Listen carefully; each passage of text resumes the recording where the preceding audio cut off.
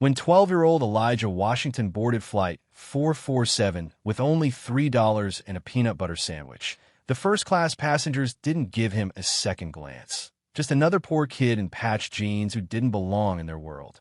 But 30 minutes into the flight, billionaire Richard Halloway's baby began screaming with a fury that turned the entire cabin into chaos, and no amount of money, expensive toys, or frantic Googling could make it stop. That's when this quiet boy from Chicago's roughest housing project stood up and said 5 words that stunned everyone: "I can calm your baby." What happened next would shatter every assumption about wealth, wisdom, and where life's most valuable lessons really come from. Because sometimes the smallest voices carry the greatest truth. Just before we get back to it, I'd love to know where you're watching from today, and if you're enjoying these stories, make sure you're subscribed. The Atlanta airport hummed with its usual chaos as 12-year-old Elijah Washington made his way through the security line. His worn sneakers squeaked against the polished floor, and the straps of his faded backpack dug into his thin shoulders. He clutched his boarding pass like it was made of gold, checking it every few minutes to make sure the gate number hadn't somehow changed. Next, the TSA agent barely looked up as Elijah approached, placing his backpack on the conveyor belt. The X-ray machine revealed its meager contents: a change of clothes, a half-empty water bottle, and a brown paper bag with a peanut butter sandwich he'd made that morning. "Traveling alone?" the agent asked, finally noticing his age. "Yes, sir," Elijah replied, his voice steady despite the nervous flutter in his stomach. "Going to see my mama in Chicago." The agent nodded and waved him through. Elijah collected his backpack and headed toward Gate B24, weaving between business travelers pulling expensive luggage and families corralling excited children. He found a quiet corner near the gate and sat down, trying to make himself small, invisible. 20 minutes before boarding, the atmosphere at the gate shifted. Passengers began whispering and pointing as a man in a charcoal gray suit worth more than most people's cars strode through the terminal. Richard Halloway moved with the confidence of someone who owned half the buildings in downtown Atlanta. His Italian leather shoes clicked against the floor in a precise rhythm, and his personal assistant scurried behind him, juggling 2 phones and a tablet. But it wasn't just Richard who drew attention. In his arms, he carried a baby no more than 6 months old, dressed in designer clothes that looked absurdly formal for an infant. The baby's face was red and scrunched, clearly on the verge of tears. "Mr. Halloway, are you certain you don't want me to accompany you?" the assistant asked, nearly jogging to keep up. "I told you, Sandra, I can handle my own son for 1 flight," Richard said curtly. "The Denver team needs you here for the Morrison acquisition. It's just 4 hours." Sandra looked doubtful, but handed him an expensive diaper bag. "His formula is in the front pocket, extra diapers in the main compartment, and his pediatrician's number is saved in your phone under." "I have it." Richard cut her off, though Elijah noticed how awkwardly he shifted the baby to take the bag. The infant whimpered, and Richard's jaw tightened. As boarding began, Elijah watched the first-class passengers file onto the plane. A woman in pearls wrinkled her nose when she passed him, pulling her Louis Vuitton bag closer, as if poverty might be contagious. A businessman glanced at Elijah's patched jeans and whispered something to his companion that made them both chuckle. Elijah was used to these looks. Back in his neighborhood, everyone knew everyone, and clothes were just clothes. But here, in this world of pressed suits and perfect hair, he stood out like a dandelion in a rose garden. When his boarding group was called, Elijah made his way down the jet bridge. The flight attendants smiled at him, but he caught the flash of concern in their eyes, another unaccompanied minor to keep track of. His seat was 22C, an aisle seat in economy. As he stowed his backpack in the overhead bin, he noticed Richard Halloway settling in a 3A up in first class. The billionaire was fumbling with the baby's car seat attachment, his movements sharp and frustrated. The baby had started to fuss, little whimpers that promised to become something much louder. "Can I help you with that, Mr. Halloway?" A flight attendant named Anna approached, her badge gleaming under the cabin lights. "I've got it," Richard said, though he clearly didn't. After another minute of struggle, Anna gently intervened, clicking the car seat into place with practiced ease. The plane filled quickly. A few rows ahead of Elijah, an elderly woman with silver hair, pulled into an elegant bun, took her seat. Behind him, a nervous-looking man clutched his armrest before they'd even left the gate, clearly a first-time flyer. The cabin buzzed with conversation, the clicking of overhead bins, and the rustle of passengers settling in. Then it started. The baby's fussing escalated to crying just as the cabin doors closed. It wasn't the normal crying of a tired infant. This was the full-throated wail of a baby in genuine distress. The sound cut through the cabin like a siren. Richard fumbled with the diaper bag, pulling out an expensive-looking rattle. He shook it near the baby's face, but the child only cried harder. Next came a stuffed bear that probably cost more than Elijah's entire wardrobe. The baby swatted it away with a tiny fist.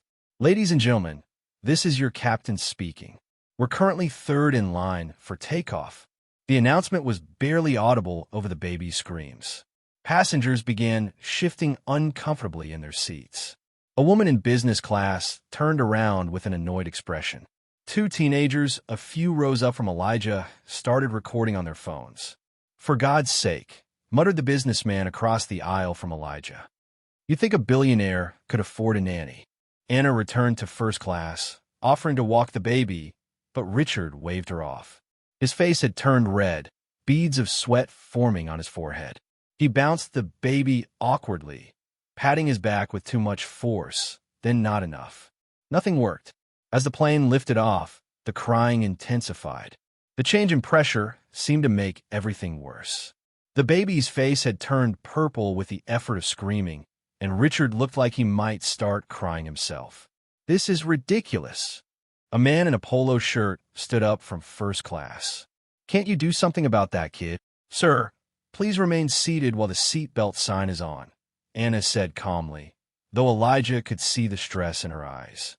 "I paid $8,000 for this ticket," the man continued. "I didn't pay to listen to a baby scream for 4 hours." More passengers joined in with complaints. The elderly woman shook her head disapprovingly. Someone suggested the baby should be in cargo. The tension in the cabin grew thicker than the recycled air. From his seat in 22C, Elijah watched it all unfold. He recognized the baby's cry. It had a particular pitch to it, the same sound his neighbor Mrs. Johnson's grandson made when he had gas bubbles. He'd spent countless evenings helping her when she was too tired to handle another sleepless night. Richard was now trying a bottle, but the baby turned his head away, formula dribbling down his expensive outfit. The billionaire's hands shook as he attempted to clean the mess while still holding the screaming infant. "Maybe try holding him upright," Anna suggested gently. "I'm holding him upright," Richard snapped, though the baby was clearly lying too flat in his arms. 15 minutes into the flight, and the screaming hadn't stopped for more than a few seconds at a time. Elijah could see Richard's desperation growing. The man who probably commanded boardrooms and controlled millions of dollars was completely defeated by a 6-month-old baby. Elijah thought of his grandmother, how she used to say, "Baby tears are just words they don't know yet. You gotta listen with your heart, not your ears." He thought of all the nights he'd walked crying babies around the apartment complex while their mothers grabbed a few precious minutes of sleep. He thought of the lullaby his grandmother had taught him, the one that seemed to work like magic. The businessman across from him was now loudly complaining on his phone to someone, probably posting on social media about the nightmare flight. The teenagers were definitely recording Richard's struggle, and Richard himself looked like he was about to either throw something or break down completely. Elijah unbuckled his seatbelt. He made his way up the aisle slowly, aware of every eye that turned to follow him. His sneakers made soft sounds against the carpet, barely audible under the baby's wails. When he reached first class, he stopped at Richard's row. "Excuse me, sir," Elijah said quietly. Richard looked up, his eyes wild with frustration. He took in Elijah's appearance, the patched jeans, the faded t-shirt, the too small jacket, and his expression hardened. "What do you want?" he barked. "I know how to stop him from crying," Elijah said simply. "Just trust me for a minute." The entire first-class cabin went silent except for the baby's cries. Richard stared at Elijah like he'd suggested performing surgery with a butter knife. Anna watched from her jump seat, ready to intervene if necessary. The man in the polo shirt let out a dismissive laugh. "Trust you." Richard's voice dripped with disbelief. "Who are you?" "Just someone who knows babies," Elijah replied, maintaining eye contact despite the weight of all those stares. "I can help." "Really?" The baby let out another ear-piercing scream, and something in Richard's face cracked. His pride battled with his desperation, and for a moment, Elijah thought he would refuse. Then another passenger shouted from the back, "Just let him try. Anything's better than this." Richard's grip on the baby tightened for a moment, then slowly, reluctantly, he held the infant out toward Elijah. The moment Elijah reached for the baby, the first-class cabin erupted in whispers and barely concealed laughter. The man in the polo shirt was the loudest. "This is Rich," he said, not bothering to lower his voice. "The billionaire needs a street kid to handle his own baby. Someone's definitely posting this online." A woman with perfectly styled blonde hair leaned toward her husband. "What could a child like that possibly know that Richard Halloway doesn't? Look at his clothes. He probably doesn't even have running water." Elijah heard every word, but his hands remained steady as he waited. Richard hesitated, the baby still screaming in his arms. His knuckles were white where he gripped the infant, torn between his desperation and his pride. "Mr. Halloway," Anna said gently, "perhaps we should. I don't need suggestions from a boy who clearly—" Richard paused, looking at Elijah's worn clothes again. "Where are your parents? Why are you even traveling alone?" "My mom is sick in Chicago," Elijah answered simply, his arms still outstretched. "And I've been taking care of babies since I was 8. Mrs. Johnson pays me $5 to watch her grandson when she works nights. Mrs. Williams, too, with her twins. Sometimes I watch 4 or 5 babies at once when the mamas in our building need to pull double shifts." The blonde woman scoffed. "So you're comparing this to some babysitting job in the projects?" Elijah turned to look at her directly. "No, ma'am. I'm saying I know what different cries mean. This one," he nodded toward the baby, "that's not hunger or a dirty diaper. That's gas pain mixed with overstimulation. The pitch tells you everything if you know how to listen." Richard's expression shifted slightly, curiosity mixing with his skepticism. The baby's cries had reached a level that made several passengers cover their ears. "This is absurd," Richard muttered, but the baby chose that moment to let out a particularly painful shriek that seemed to pierce right through his father's resolve. "Fine. But if you hurt him—" "I won't," Elijah said softly, finally taking the baby into his arms. The infant was rigid with distress, his little body tight as a coiled spring. Elijah adjusted his hold immediately, bringing the baby up to his shoulder, one hand supporting his bottom, the other gently pressing against his back. He started to sway, not the jerky bouncing Richard had been doing, but a smooth, rhythmic movement like tall grass in a breeze. Then Elijah began to hum. It wasn't just any tune. It was something old, something that seemed to come from deep in his chest. The melody was simple but haunting, rising and falling like waves against a shore. His grandmother had taught it to him when he was barely 5 years old, telling him it was passed down from her own grandmother, who learned it in the fields of Alabama. The baby's cries began to hiccup. "What is that?" Anna asked, moving closer. "Just something my grandmama knew," Elijah said quietly, not breaking his rhythm. He shifted the baby slightly, his movements confident and practiced. "She said it wasn't the song that mattered, but the vibration. Babies feel it through your chest. Makes them remember being inside their mama, where everything was safe and warm." The crying was down to whimpers now. Elijah reached into his pocket with his free hand and pulled out a small cloth, clean but worn. He held it near the baby's face, not touching, just close enough for the infant to sense it. "What are you doing?" Richard demanded, half rising from his seat. "It's okay," Elijah assured him. "Babies see better with their nose than their eyes at this age. New smells upset them. This cloth smells like the lavender oil my grandmama used. Calms them right down." Sure enough, the baby's whimpers were fading. His tiny fist, which had been clenched in distress, slowly opened. He made a small sighing sound and nestled his face into Elijah's shoulder. The first-class cabin was absolutely silent.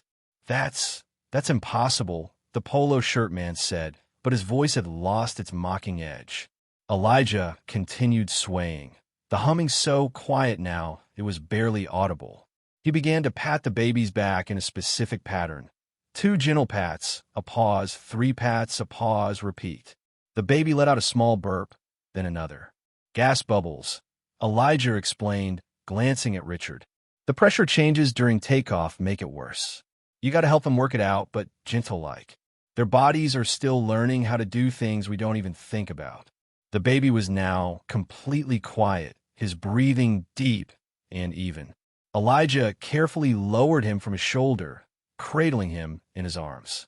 The infant's eyes were closed, his face peaceful, a complete transformation from minutes before. An elderly woman across the aisle, not the silver-haired one from economy, but another passenger in first class, spoke up. In my day, we understood that caring for babies wasn't about money or status. It was about heart. She looked pointedly at Richard. Sometimes it takes heart, not money. Richard's face flushed red. The comment had clearly struck deep. He watched Elijah holding his son, saw how natural it looked, how easy. Everything that had been impossible for him seemed effortless for this poor boy from economy. "Ow," Richard finally asked, his voice barely above a whisper. "I've read every parenting book. I have 3 different baby experts on speed dial. I bought every product recommended by." "Books don't teach you how to listen," Elijah interrupted gently. "Babies aren't problems to solve. They're just tiny people trying to tell you something. You got to feel what they need, not think about it." The blonde woman's husband cleared his throat. "Well, regardless of methods, the child is quiet now. Perhaps we can all return to." "Wait," Richard said, his eyes not leaving Elijah. "Show me what you did." "The pattern." Elijah nodded and carefully transferred the sleeping baby back to Richard. "First, you got to relax your shoulders. Babies feel every bit of tension in your body. They're like little emotion detectors." Richard tried to relax, though his shoulders remained stiff. "Now hold him up here." Elijah guided Richard's arms. "Higher than you think. His head near your heartbeat. That's home base for them. And don't hold him like he's made of glass. Firm but gentle, like you're holding something precious but not fragile." The baby stirred slightly but didn't wake. Richard's expression was intense, focused like he was learning a $1 million negotiation tactic. "The swaying isn't back and forth," Elijah continued, demonstrating with his own body. "It's more like a figure 8, real smooth. And the humming, it doesn't matter what song. It's about the vibration. Put your whole chest into it." Richard attempted to hum, but came out forced and tuneless. The baby's face scrunched slightly. "You're thinking too hard," Elijah said. "What song did your mama sing to you when you were little?" Richard's face went very still. "My mother died when I was 3. I don't remember any songs." The cabin grew quiet again. Elijah nodded slowly, understanding passing across his young face. "Then we'll teach you a new one," he said simply. "One your boy will remember forever." He began to hum again, this time a different melody, simpler, easier to follow. After a moment, Richard tried to match it. His voice was uncertain, wavering, but the baby settled again. "There you go," Elijah encouraged. "See? He doesn't care if you're perfect. He just wants to know you're there." Anna, who had been watching the entire exchange, spoke up. "That's remarkable." Richard was still swaying with the baby, getting more comfortable with the movement. His son remained peacefully asleep, one tiny hand curled against his father's chest. "How does a boy like you know so much about children?" Richard asked, repeating the question from before, but with genuine curiosity now instead of skepticism. Elijah's expression changed, a shadow passing over his young face. He looked out the window at the clouds below, then back at Richard. "When you don't have much else," he said slowly, "you learn to take care of what you do have. And where I'm from, all we really have is each other." He didn't mention the nights he'd gone hungry, so a crying baby could have formula. He didn't talk about missing school to help when Mrs. Johnson got too sick to watch her grandson. He didn't explain how he'd learned to distinguish between a hungry cry and a sick cry, because sometimes knowing the difference meant knowing whether to spend the last $5 on milk or medicine. Instead, he just smiled, a sad, wise smile that belonged on someone much older, and adjusted Richard's hand position one more time. "There," he said. "You got it now." He'll sleep for a while. When he wakes up, remember, figure 8, heartbeat close, and don't think so hard. Just feel. As Elijah turned to go back to his seat, Richard called out, "Wait." Elijah paused. "Stay," Richard said, surprising himself with the request. "In case he wakes up again, I'll clear it with the crew." Elijah glanced back at Economy, then at the sleeping baby. "Okay," he said simply, "but only because he might need me." Anna quickly arranged for Elijah to sit in the empty seat across from Richard. As he settled in, the blonde woman's husband leaned over. "You know, son, there might be opportunities for someone with your skills. Have you ever considered formal training? Nanny school, or I'm going to be a doctor," Elijah said matter-of-factly. "Pediatrician. Help babies who really need it. Soon as I figure out how to pay for college." The man sat back, seemingly at a loss for words. Richard studied Elijah over his son's sleeping form. This poor boy from the project who he would have walked past on the street without a second glance, had just taught him more about his own son in 10 minutes than all his expensive consultants had managed in 6 months. "A doctor," Richard repeated thoughtfully. "That's quite a goal. My grandmama always said, 'Aim for the moon, baby. Even if you miss, you'll land among the stars.'" Elijah's voice caught slightly. "She died last year, but I promised her I'd make something of myself. Help people like she helped everybody in our building." The baby stirred in Richard's arms, making a small sound of contentment before settling again. Richard looked down at his son, then back at Elijah. "What's his name?" Elijah asked. "Your boy." "James," Richard answered. "After his mother. She was Jamie. She died giving birth to him." The words came out flat, practiced. "Complications. The doctor said there was nothing anyone could do." Elijah nodded slowly. "That's hard. For both of you. He lost his mama, and you lost your person. No wonder he cries so much. He's grieving too, in his baby way." Richard's carefully constructed composure cracked slightly. "He's 6 months old. He can't." "Babies know," Elijah said simply. "They know when something's missing. Just like they know when someone's scared or angry or sad. He feels everything you feel, Mr. Halloway. Everything." The truth of it hit Richard like a physical blow. Every moment of his grief, his anger, his fear, his son had absorbed it all. "I don't know how to do this," Richard admitted, the words barely audible. "I don't know how to be a father. I thought I could hire people, buy things, solve it like a business problem. But he just keeps crying, and every time he cries, I hear Jamie dying, and He stopped, horrified at having revealed so much to a strange child. But Elijah just nodded. "It's okay to be scared. Being a parent is scary. My mama says she's been scared every day since I was born. But she shows up anyway. That's what love looks like, showing up even when you're scared." The plane hummed around them, carrying them through the sky at 500 miles an hour. In first class, a billionaire held his sleeping son while a 12-year-old boy in worn clothes taught him about love, loss, and the language of tears. And for the first time since his wife died, Richard Halloway began to think that maybe, just maybe, he could learn to be a father after all. The beverage cart rattled through first class 20 minutes after Elijah had calmed baby James. Richard hadn't moved, still holding his sleeping son with the careful precision Elijah had shown him. Across the aisle, Elijah sat quietly, his eyes following the flight attendants as they served drinks and snacks to the premium passengers.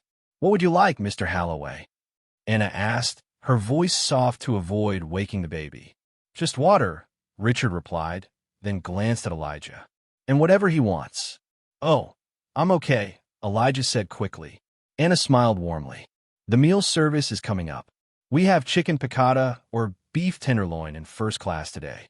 Elijah's stomach growled audibly, but he shook his head. "I brought something. Thank you, though." As Anna moved on, Richard watched Elijah pull out a slightly squashed peanut butter sandwich from his backpack. The boy unwrapped it carefully, as if it were precious, then rewrapped half and put it back. "Saving it for later?" Richard asked. For dinner, Elijah replied matter-of-factly. Maybe breakfast too, if the hospital doesn't have a cafeteria I can afford. Richard felt something uncomfortable twist in his chest. When a meal service came, he insisted Anna bring Elijah a tray. The boy protested at first, but Richard wouldn't hear it. You help my son. The least I can do is buy you lunch. Elijah ate slowly, savoring each bite of the chicken, but Richard noticed he wrapped the dinner roll in cookies and napkins, tucking them into his backpack. The boy was planning ahead, stretching resources, something Richard had never had to consider in his entire life. Baby James stirred in Richard's arms, his little face scrunching up. Before Richard could panic, Elijah was already moving. He's not fully awake, Elijah explained, gently stroking the baby's cheek with one finger. Sometimes they just need to know someone's there. Sure enough, James settled again, but his tiny hand caught Elijah's finger and held on tight. He likes you, Richard observed, something like envy in his voice. Babies are good judges of character, said the elderly woman from earlier, the one with the silver hair who had moved up from economy to use the first-class bathroom. She paused by their row. They know who's genuine. She looked at Elijah with grandmotherly affection. I heard what you did, young man. That was something special. Anna, returning with coffee, joined the conversation. I've been flying for 15 years, seen hundreds of crying babies, but I've never seen anything like that. Where did you really learn all this, Elijah? Elijah shifted uncomfortably under the attention, but answered honestly. My building back home, Heritage Gardens, it's mostly single mamas and grandmamas raising kids. My grandmama used to say that in our neighborhood, every child belonged to everybody. You learned to help because that's what you did. Heritage Gardens?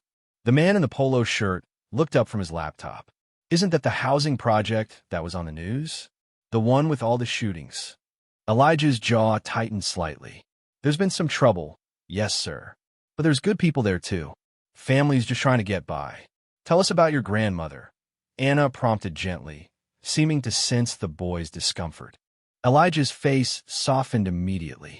Grandmama May was everything. Raised me since I was 2, after my daddy left and my mama got sick the first time. She worked 3 jobs, cleaning offices at night, doing laundry for rich folks during the day, and selling her sweet potato pies on weekends. Richard found himself leaning forward, drawn into the story. She never missed my school plays or parent-teacher conferences, Elijah continued. Even when she was bone-tired, she'd help me with homework. She taught me to read using her old Bible and cookbook, the only 2 books we had for the longest time. What happened to her? The elderly woman asked softly. Heart attack, Elijah said quietly. Last year, she was walking up the stairs with groceries. Our elevator's been broken for 3 years, and her heart just gave out. Mrs. Johnson found her on the 3rd-floor landing. The first-class cabin had gone quiet. Even a man in the polo shirt had stopped typing. After that, it was just me and Mama, but she was already sick again. Cancer came back. That's why I'm going to Chicago. She had to move there for treatment at a special hospital. I've been staying with neighbors, helping with their kids, to earn my keep. You've been living alone? Richard asked, incredulous. Not alone. Mrs. Johnson checks on me. Mrs. Williams, too. And I help with their babies, so it works out. I go to school, help with the kids after, do my homework while the babies sleep. It's a system. The blonde woman from earlier had been listening from her seat. Now she spoke up, her tone softer than before. How old were you when you started taking care of other people's children? 8, Elijah answered. Mama had just gotten out of the hospital from her first surgery. She couldn't work, so I started helping Mrs. Patterson with her twins for a few dollars here and there. Learned real quick that babies are easier than older kids. Babies just need love and attention. Older kids got questions you can't always answer. Baby James chose that moment to wake up properly, his blue eyes blinking open. Richard tensed, but the baby didn't cry. Instead, he looked around until he spotted Elijah, then gave what could only be described as a smile. Hey there, little man, Elijah said softly, reaching over to tickle James's foot. You have a good nap? James gurgled happily, kicking his feet. Richard watched in amazement as his son, who usually woke up crying, seemed perfectly content. He's probably hungry now, Elijah observed. You got formula in that fancy bag?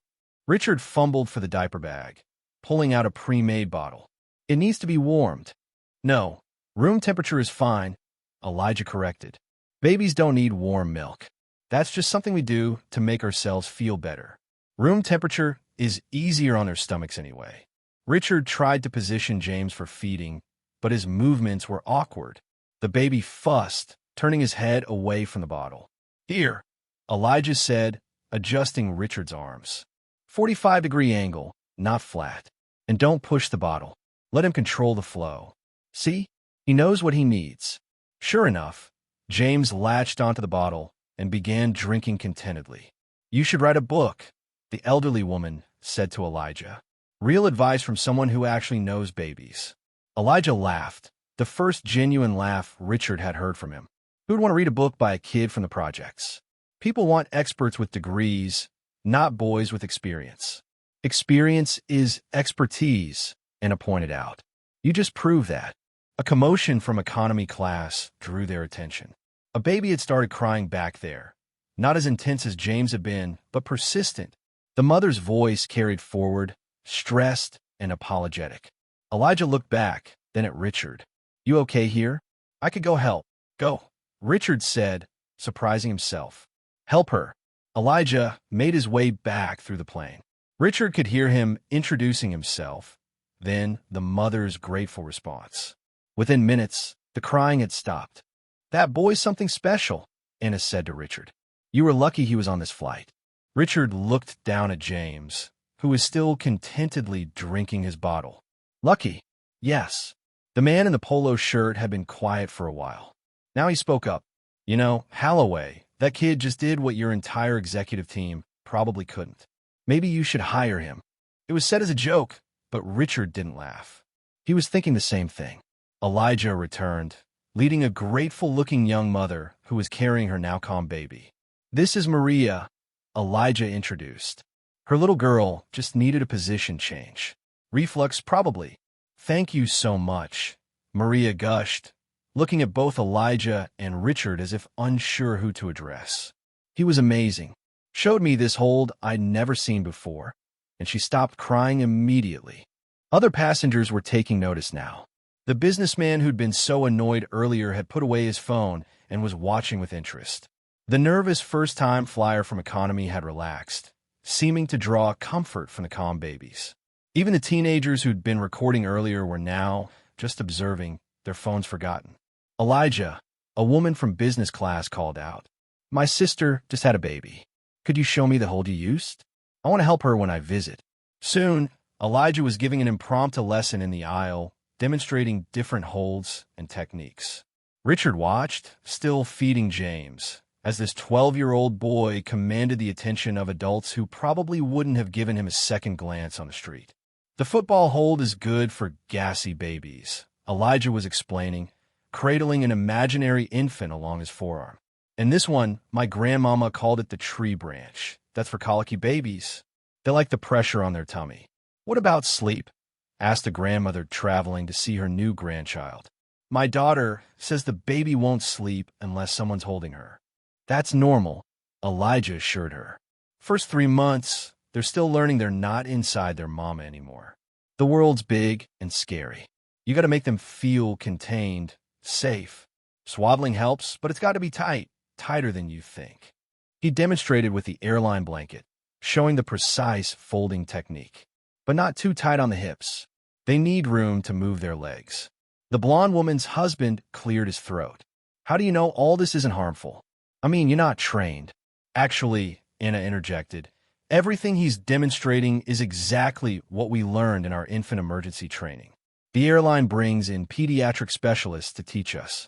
This young man knows his stuff. Elijah blushed at the praise, but continued answering questions. Richard noticed how patient he was, how he never talked down to anyone despite being the youngest person in the conversation. What do you want in life, kid? Richard asked suddenly, the question cutting through the chatter. Everyone turned to look at them. Elijah went very still, his eyes meeting Richard's. What do you mean? Your future. Your dreams. What do you want? Elijah was quiet for a long moment, considering. I want my mama to get better, he said finally. I want to finish school. Become a doctor like I promised my grandmama. Help kids who don't have anyone else to help them. That's all. Elijah's voice dropped to almost a whisper. Just a chance. That's all anybody really needs. Just a chance. The plane lurched suddenly, dropping several feet before stabilizing. The seatbelt sign dinged on immediately, and the captain's voice crackled over the intercom. Ladies and gentlemen, we've encountered some unexpected weather. Please return to your seats and fasten your seatbelts. We're expecting moderate to severe turbulence for the next 15 to 20 minutes. Passengers scrambled back to their seats. Elijah quickly made his way to Richard's row, but instead of taking the seat across the aisle, he positioned himself next to Richard and James. Hold him tight, but not rigid, Elijah instructed as the plane shook again.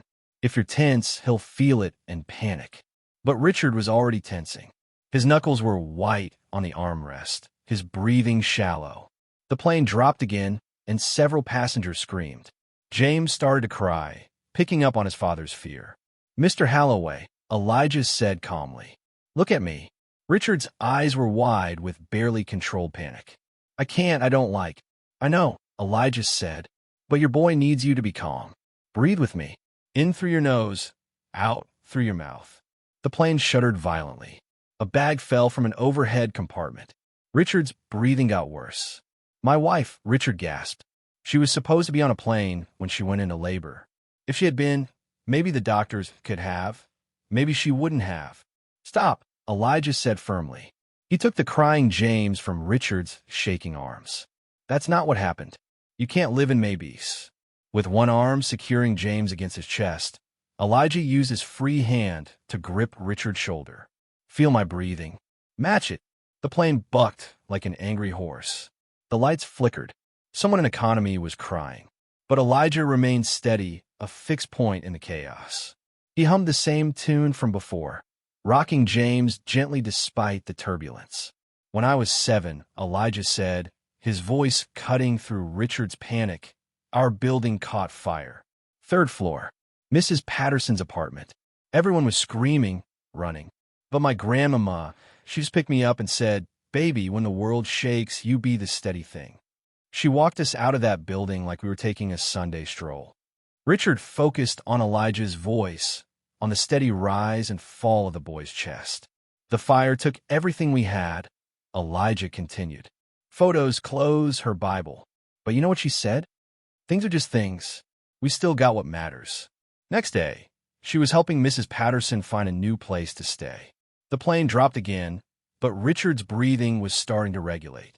Your wife, Elijah said gently. She gave you that beautiful boy. That's what she left you. Not the maybe could haves, but him, James. He's here, and he needs his daddy to be strong. Richard's eyes filled with tears. I don't know how to be strong. I've been running companies since I was 25, but I can't even hold my own son without him crying. Because you're scared, Elijah said simply. Not of him, of loving him, of losing him like you lost her. The truth of it hit Richard like another bout of turbulence. My mama almost died when I was born, Elijah shared. Grandmama told me she was in the ICU for 2 weeks. Daddy couldn't handle it, left before she even woke up. But Mama, when she finally came home and held me for the first time, you know what she said? She said, every second of pain was worth it for you. James had stopped crying, soothed by Elijah's steady presence despite the plane's continued shaking. Your wife, Elijah continued, she'd say the same thing. I know it. Mamas always do. The elderly woman across the aisle, gripping her armrests, spoke up shakily. The boy's right, Mr. Halloway. I lost my husband 2 years ago. Thought I'd never want to love anything again. Then my daughter had a baby. First time I held my granddaughter, I realized love isn't something that runs out. It multiplies. The plane shook violently again. The man in the polo shirt had his eyes closed, muttering what sounded like prayers. The blonde woman was clutching her husband's hand. But in the midst of it all, Elijah began teaching Richard. Put your hand here, he said, guiding Richard's palm to James's back. Feel his breathing. Let yours match his. Babies breathe perfect. They haven't learned to hold their breath from fear yet. Richard did as instructed, feeling the rapid but steady rise and fall of his son's tiny chest. "Now talk to him," Elijah said. "Tell him about his mama." "I can't." "You can. He needs to know her through you." Richard swallowed hard. The plane bucked again, but he kept his hand on James's back. "Your mother," he began hesitantly, his voice barely audible over the sound of the engines, "was named Jamie. She had hair like sunshine and a laugh that could fill a room. She was brave, so much braver than me." James's eyes found his father's face, seeming to focus intently. "She wanted you so much," Richard continued, tears now flowing freely. "We tried for 5 years. 3 miscarriages. The doctor said it might never happen. But she never gave up. She said you were worth waiting for." The turbulence was starting to ease, but no one seemed to notice. Everyone nearby was listening to Richard's story. "When we finally found out she was pregnant with you, she cried for an hour. Happy tears. She bought a dozen baby books that same day, started planning your nursery, picking out names. She said you were her miracle." Elijah carefully transferred James back to Richard's arms. This time, Richard held him with confidence, naturally. "The day you were born," Richard continued, looking directly at his son, "she held you for exactly 12 minutes. She kissed your forehead and told you to be good for Daddy.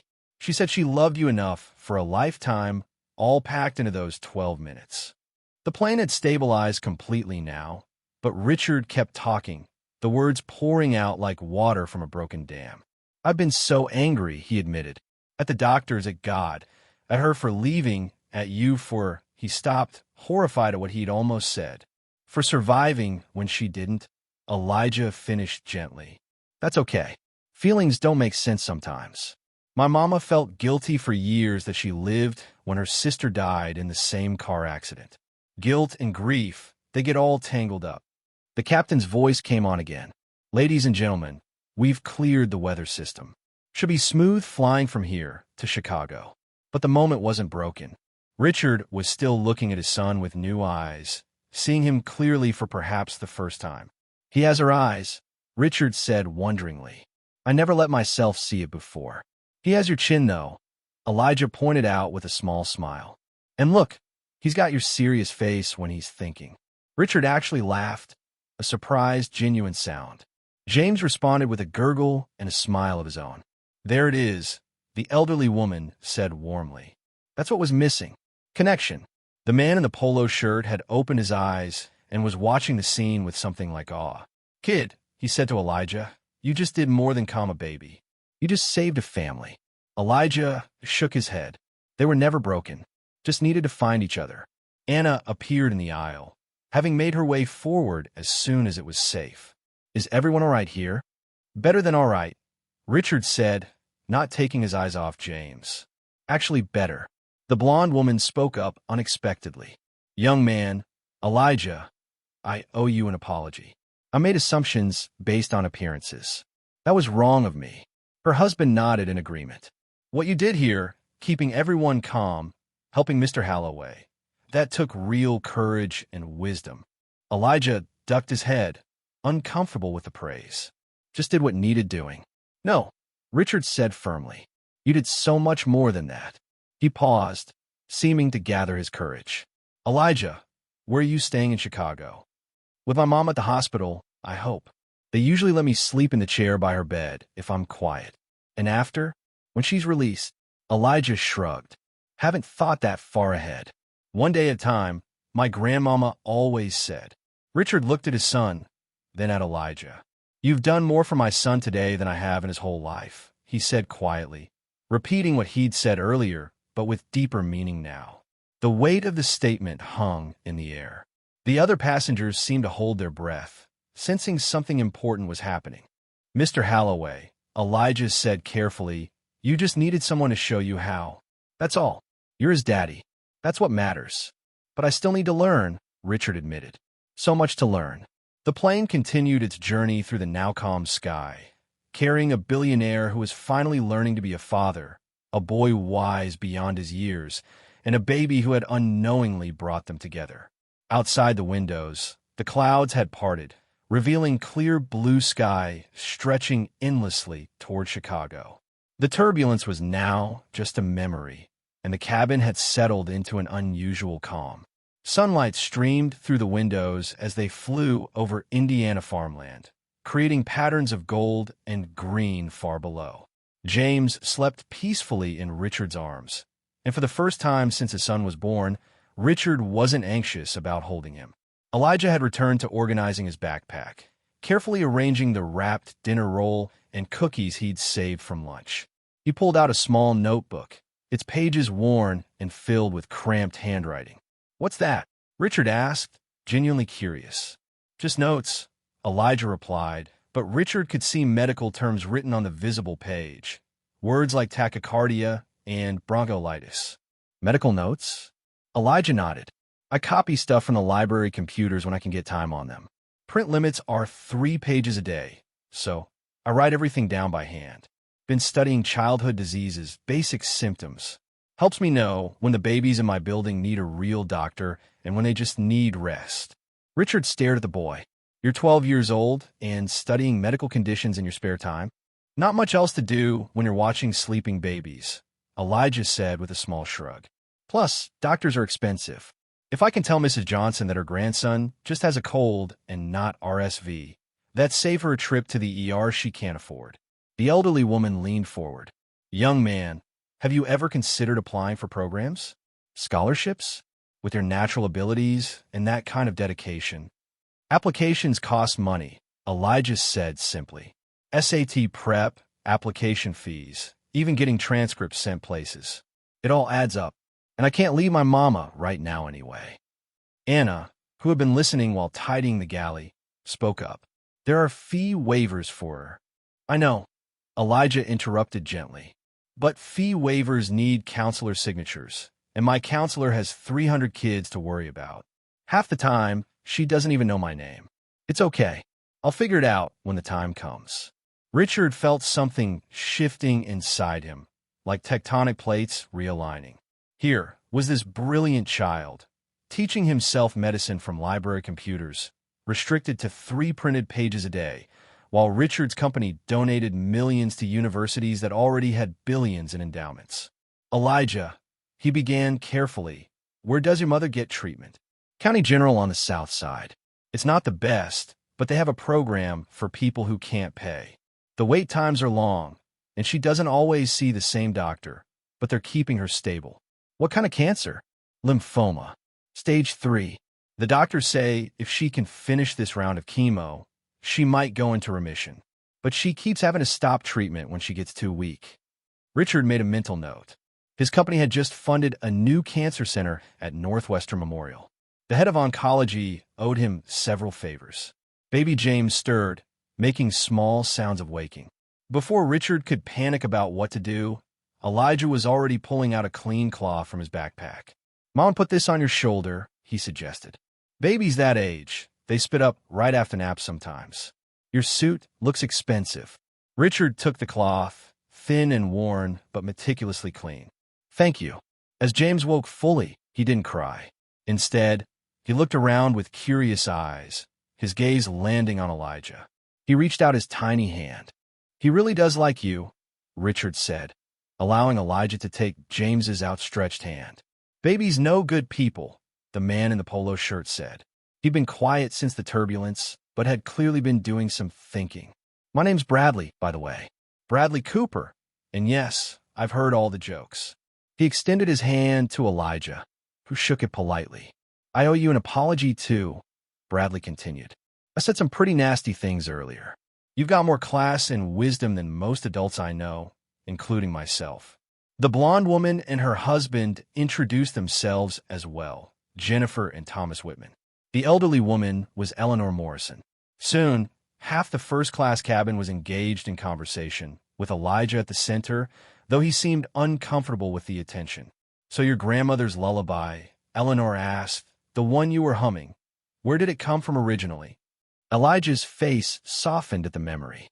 She said her grandmother taught it to her, and that grandmother learned it from hers, all the way back to slavery times.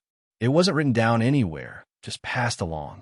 She used to say songs were how our people carried history when they weren't allowed to write it down. "Would you sing it for us?" Jennifer asked. The actual words? Elijah looked uncertain. I'm not much of a singer. Please, Richard said quietly. I'd like James to hear it properly. After a moment, Elijah began to sing softly. Hush now, baby. Don't you cry, Mama's going to sing you a lullaby. Stars are dancing in the sky, morning comes by and by.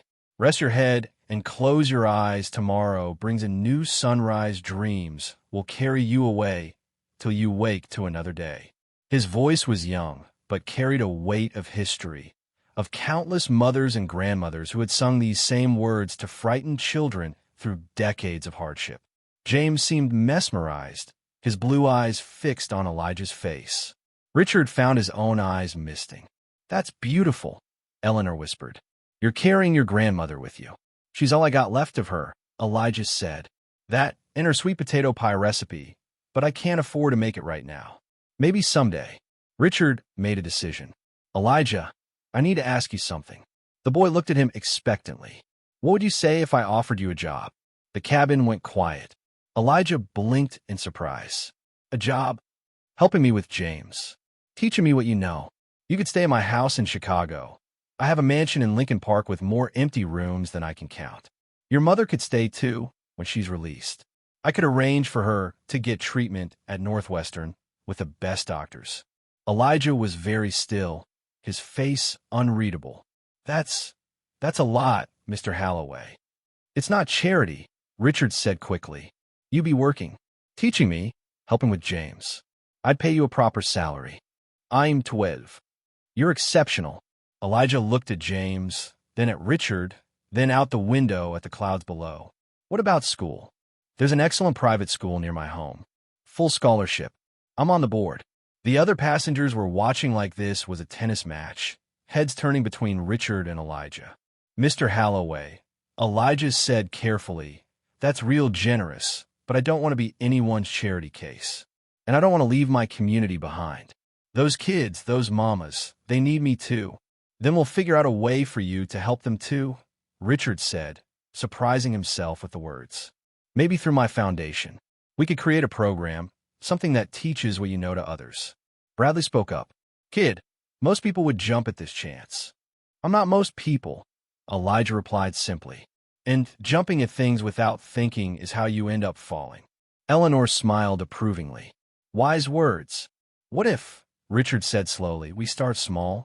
You come stay for a week while your mother's in the hospital. Help me establish routines with James. See how it feels. No long-term commitment.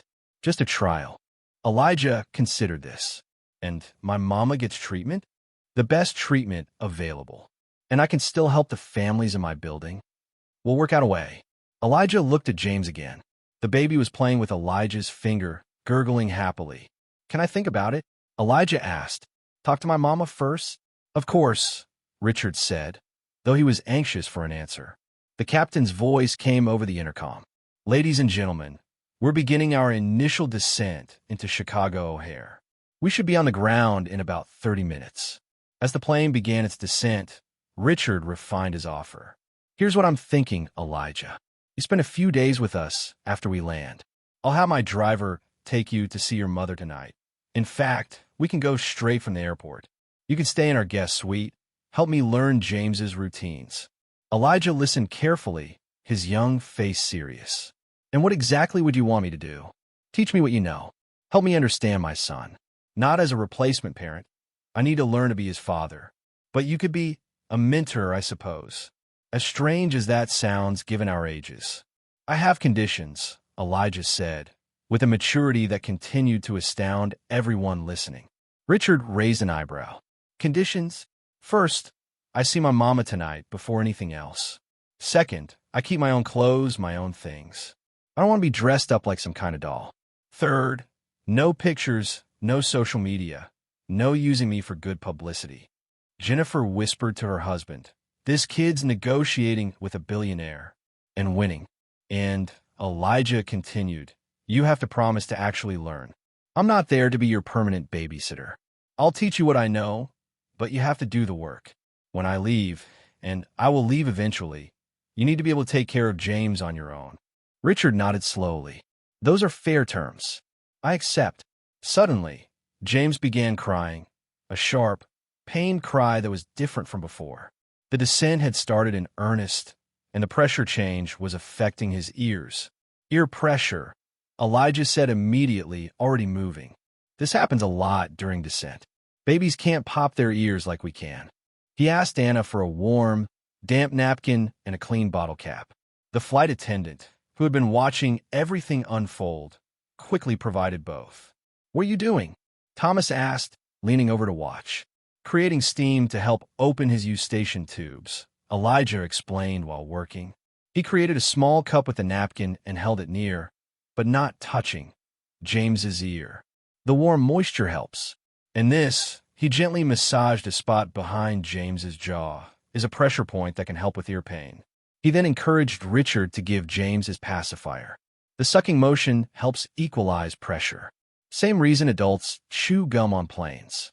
Within moments, James's cries softened to whimpers, then stopped entirely. The baby looked relieved, his little body relaxing. "That's incredible," Anna said, pulling out a small notebook. "I'm writing this down. Do you mind if I share this with other flight crews? We deal with this problem constantly." "Share it with everyone," Elijah said. "Knowledge that helps babies should be free." The descent continued, and Elijah kept James comfortable with a combination of gentle pressure point massage and repositioning. Richard watched every movement, trying to memorize the techniques. 2 rows back, a sleek woman in a black suit had been watching everything with sharp eyes.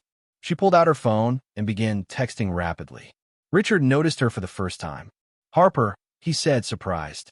"What are you doing here?" Harper Voss, Richard's head of PR, stood and moved forward. "I took an earlier flight, but missed it, so I ended up on this one. I've been watching this situation develop." Her tone was cold, professional. She looked at Elijah with calculating eyes. "Mr. Halloway, we need to discuss the optics of this. A billionaire taking in a child from the projects? The media will have a field day. We need to control the narrative." "There is no narrative," Richard said firmly. "This is a private arrangement." "Nothing's private when you're worth $8 billion, Harper replied. She pulled out a tablet, showing a social media post. Someone already posted a video. "Billionaire can't calm his own baby, needs help from poor kid." It's getting thousands of views. Elijah saw himself on the screen, holding James during the turbulence. Someone had filmed the whole thing. "I didn't agree to be filmed," Elijah said quietly. "Welcome to the modern world," Harper said dismissively. "Everything's content now." She turned to Richard. "We need to get ahead of this. I can draft a statement about your foundation's new youth mentorship program. Make it look planned." "No," Richard said sharply. "We're not using Elijah for publicity." "Then we need him to sign an NDA. Non-disclosure agreement," she added, seeing Elijah's confused look. "Basically, you can't talk about Mr. Halloway or his family to anyone." "Harper, that's enough. I'm protecting your interests, Richard. And your son's. Do you want this boy selling his story to the highest bidder?" The cabin had gone cold. Everyone was staring at Harper with varying degrees of disgust. "I would never," Elijah said, his voice steady but hurt. "I helped because it was right, not for money or fame." Eleanor spoke up, her voice icy. "Young woman, that child has shown more integrity in the last 2 hours than you just displayed in 2 minutes." Bradley nodded in agreement. "If anyone needs an NDA, it's you, lady." Harper's phone buzzed. She looked at it, and her face paled slightly.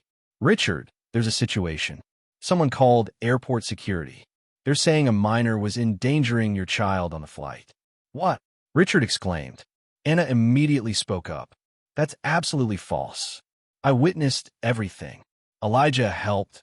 He never endangered anyone."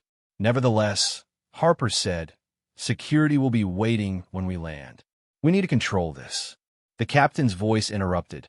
"Flight attendants, please prepare for landing." Everyone had to return to their seats. Elijah moved back across the aisle, but Richard reached out and caught his arm. "Don't worry," he said. "I won't let anyone twist what you did." As the plane descended through the clouds, Chicago spreading out below them, Elijah held his worn backpack and watched the city approach. Somewhere down there, his mother lay in a hospital bed. Somewhere down there, a new chapter of his life might be beginning, or ending before it could start. The wheels touched down with a gentle bump. As the plane taxied to the gate, Harper was already on her phone, speaking rapidly to someone. Richard held James, who remained calm thanks to Elijah's techniques. "Elijah," Richard said as the plane came to a stop, "whatever happens at the gate, I've got your back. You have my word." The seatbelt sign dinged off. Passengers began gathering their belongings, but there was a tension in the air. Everyone seemed aware that something was about to happen. As the door opened, 2 airport security officers appeared at the entrance. Harper immediately stepped forward, but Richard stood up first, James in his arms. "Officers," he said in his commanding CEO voice, "I'm Richard Halloway. I understand there's been some misunderstanding about this flight." One officer consulted his tablet. "We received a report that a minor was interfering with your infant, possibly endangering the child." "That's completely false," Richard said firmly. "Elijah Washington helped my son when I couldn't. He possibly saved this entire flight from hours of disruption." Anna stepped forward with her flight log. "I have documentation of everything that happened, time-stamped and verified." Eleanor, Bradley, Jennifer, Thomas, and at least a dozen other passengers all spoke up at once, defending Elijah. The security officers looked overwhelmed by the unified response. Additionally, Anna continued, pulling out her service tablet. "I have the passenger manifest here." The complaint came from seat 5B.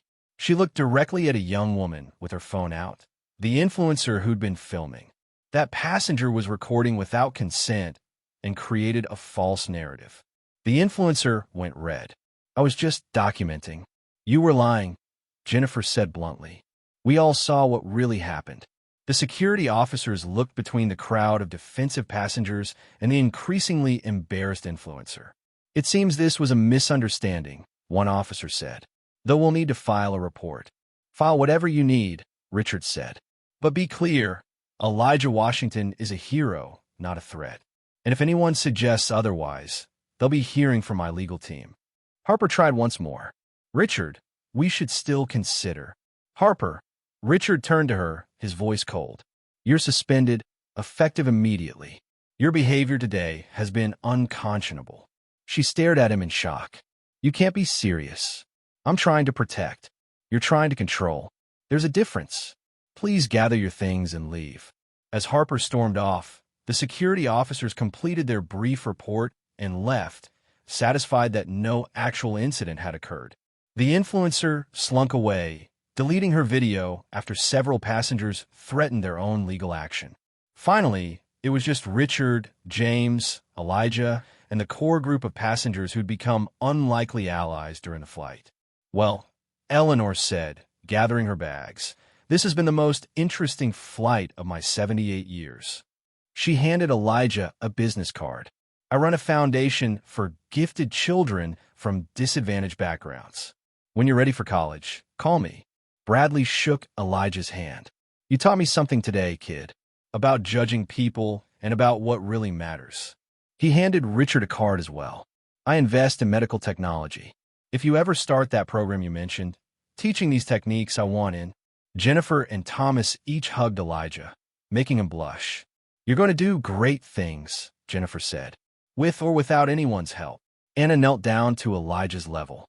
"Thank you for teaching me.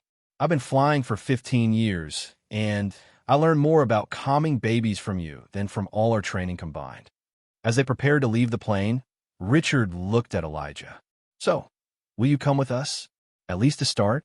My driver is waiting, and we can go straight to see your mother." Elijah looked at James, who was reaching for him with chubby hands. He looked at Richard, who for all his billions seemed genuinely lost when it came to the thing that mattered most. He thought of his mother, sick and alone in a hospital bed. He thought of his grandmother's words, "When God opens a door, don't stand there wondering why. Walk through and see where it leads." "Okay," he said finally, "but we see my mama first. And Mr. Halloway." "Yes. Tomorrow, you're on diaper duty. All day. That's lesson 1. The messy stuff is part of loving someone." Richard actually smiled. "Deal."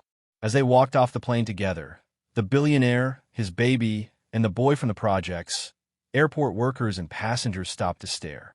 They made an unlikely trio, but something about the way they moved together, the baby reaching between them, the boy's confident stride despite his worn clothes, the billionaire's protective posture over both children, suggested this was the beginning of something extraordinary.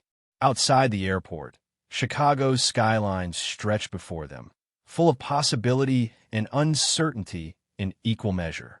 The security office at O'Hare was cramped and fluorescent lit, a stark contrast to the first-class cabin they'd just left.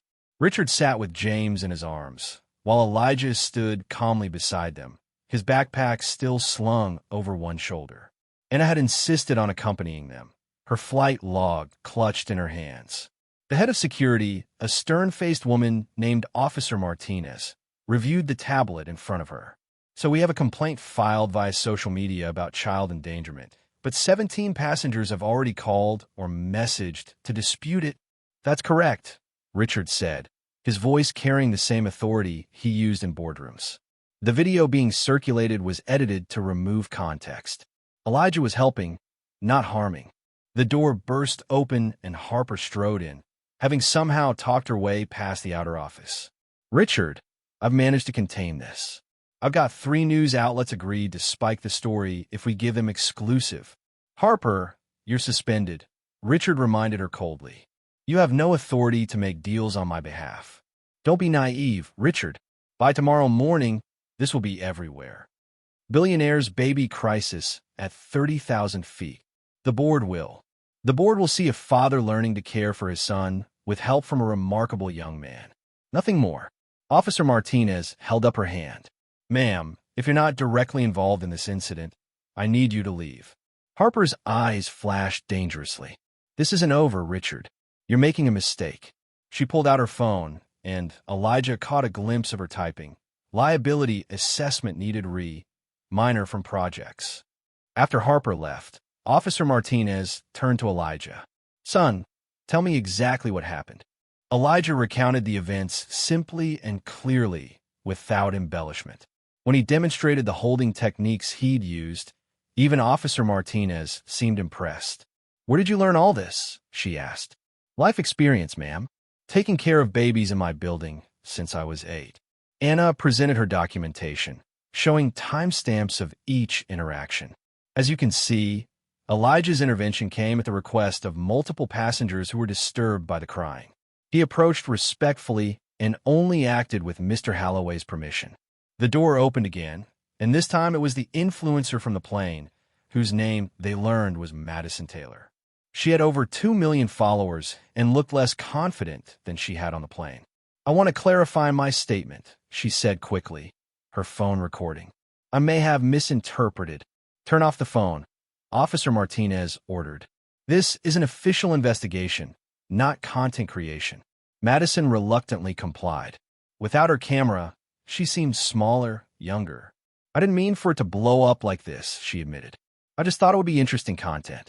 Rich guy can't handle his baby. Poor kid saves the day. It's a great story. It's people's lives, Elijah said quietly. Not a story. Madison had the grace to look ashamed. I'll delete everything. Post a retraction. The damage is already done, Richard said, showing his own phone. The video had been reshared thousands of times. Comments ranged from praise for Elijah to cruel speculation about his motives. James started to fuss, and without thinking, Richard began the swaying motion Elijah had taught him.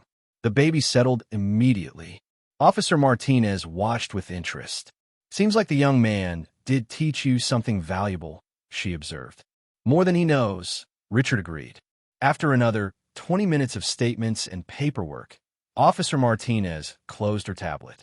There's no crime here, no endangerment, just a good kid helping out. Case closed. As they prepared to leave, she pulled Elijah aside. Son, I see a lot of bad in this job. It's nice to be reminded there are still good people, especially young people like you. Outside the security office, a small crowd had gathered. Word had spread through the airport about the incident, and several passengers from their flight were waiting. Eleanor Morrison was there, talking animatedly with Bradley Cooper. The Whitmans stood nearby, and at least a dozen other passengers had stayed to show support. Everything sorted? Bradley asked. All clear, Richard confirmed. Good, Eleanor said, because I was prepared to call my nephew. He's a federal judge. She winked at Elijah. Us good people have to stick together. A man in a county general hospital uniform approached hesitantly. Excuse me, are you Elijah Washington? Elijah's face went pale. Is my mama okay? Oh, yes. Sorry, I didn't mean to scare you. I'm David, one of the nurses. Your mother saw the news and sent me to find you. She's actually doing better today. Worried about you, though. The news? Elijah asked. David showed his phone. The video had made local Chicago news, but the angle had shifted. Instead of mockery, the headline read, Young hero helps billionaire's baby on flight. We need to get you to your mother, Richard said immediately. David, we're coming with you.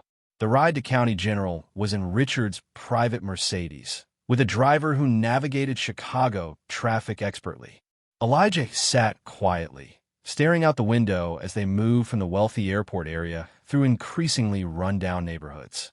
James was in his car seat between them, holding onto Elijah's finger. Your mother, Richard began carefully. Tell me more about her condition. Lymphoma, like I said. Stage 3. She's been fighting it for 3 years. Gets better, then worse, then better again. The doctors say if she could just get consistent treatment without interruptions, she might beat it. But every time she has to skip treatments because of money or because the hospital's overwhelmed. That changes today, Richard said firmly. I meant what I said about Northwestern Memorial. Elijah looked at him skeptically. Those kinds of places don't just take people like us. They do when I call. The cancer center there exists because of my donations. They'll take her. County General's cancer ward was a world away from the gleaming halls of Northwestern Memorial that Richard knew. The walls were industrial beige, the floors scuffed linoleum, and the overwhelming smell of disinfectant couldn't quite mask other, sadder odors. Elijah led the way with the confidence of someone who'd walked these halls many times. Nurses greeted him by name, and several stopped Richard to ask if that was really his baby from the news. Room 314 was at the end of the hall. Through the small window in the door, Richard could see a woman who looked far too young to be as sick as she clearly was. Denise Washington was perhaps 35, with Elijah's same warm eyes, though hers were sunken with illness. She was trying to sit up in bed, reaching for something just out of reach. Elijah burst through the door. Mama, baby. Denise's voice was weak, but full of joy. I saw you on the news. Are you okay? They said something about security. I'm fine, Mama. Everything's fine. Elijah hugged her carefully, mindful of the 4 lines and monitors. This is Mr. Halloway and his son James. Denise's eyes widened as she took in Richard's expensive suit and watch. Mr. Halloway, thank you for bringing my boy. Your son helped me more than I can express, Richard said, entering the room. The space was tiny, barely room for one visitor's chair. A stack of overdue bills sat on the bedside table, and Denise quickly covered them with a magazine. He's always been helpful, Denise said, her hand stroking Elijah's head. Even as a baby, he never liked seeing people upset. James made a small sound, and Denise's face lit up. Oh, what a beautiful baby. May I?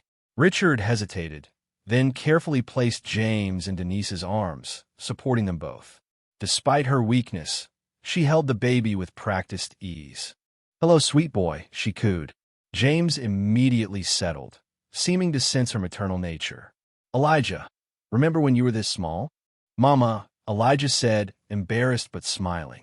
He was the best baby, Denise told Richard. Barely cried, always watching everything with those big eyes. His grandmother said he was an old soul from day one. A harsh coughing fit interrupted her, and Elijah immediately helped her, rubbing her back and adjusting her pillows. Richard took James back, noting how naturally Elijah shifted into caregiver mode. Mrs. Washington, Richard began.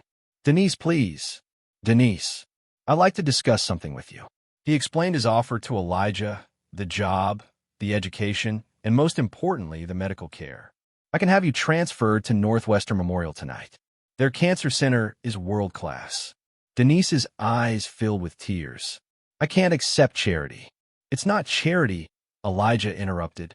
I'd be working, teaching him about James. Baby, you're 12. And I know things he needs to know. Things money can't buy. Elijah took his mother's hand.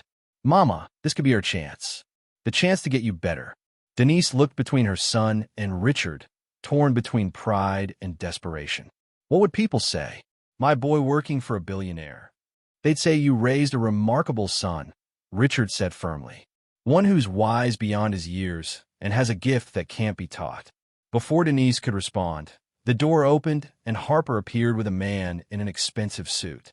Richard, this is Kenneth Frost from legal, she said, ignoring his glare. We need to discuss liability issues immediately. Harper, I told you. The board called an emergency meeting, she interrupted. They're concerned about the optics and the potential legal ramifications of bringing a minor into your home.